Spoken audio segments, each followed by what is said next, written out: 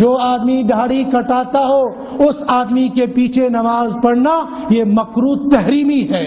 مکروہ تحریمی کہتے ہیں نماز آتی نہیں ہے.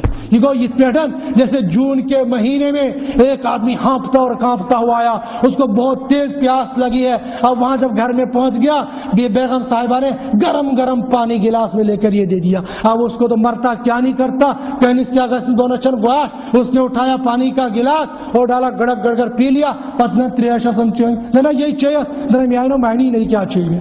یہ ایسے ہو گیا نماز پڑھ لی اللہ اکبر پتمائے ٹھیک درتن وہ نماز ہوئی نہیں ہے. یعنی یہ سر سے اتر گیا. یہ بندہ قسم کھا سکتا ہے کہ میں نے نماز پڑھ لی, جیسے وہ آدمی قسم کھا سکتا ہے کہ میں نے پانی پی لیا. یہی حال اس بندے کا ہو جاتا ہے.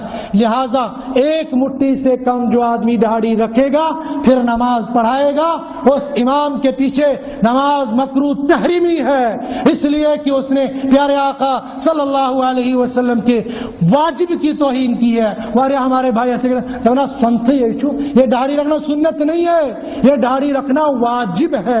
لہذا واجب کو دونا نماز گس پڑھنا ہوں بول کہاں سے.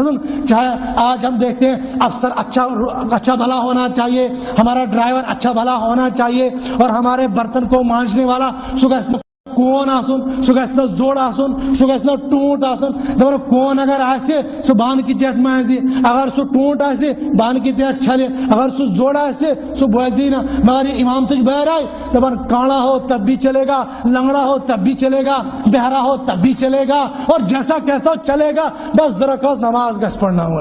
نہ نہ نہ نہ, یہ امام کی توہین ہے. امام ہمارا ایسا جرت مند بھی ہونا چاہیے, علم والا بھی ہونا چاہیے, تڑ والا بھی ہونا چاہیے, قرآن کو اچھا پڑھنے والا بھی ہونا چاہیے, اور سنت رسول اللہ صلی اللہ علیہ وسلم کی اتباع کرنے والا بھی ہونا چاہیے. بہرحال یہ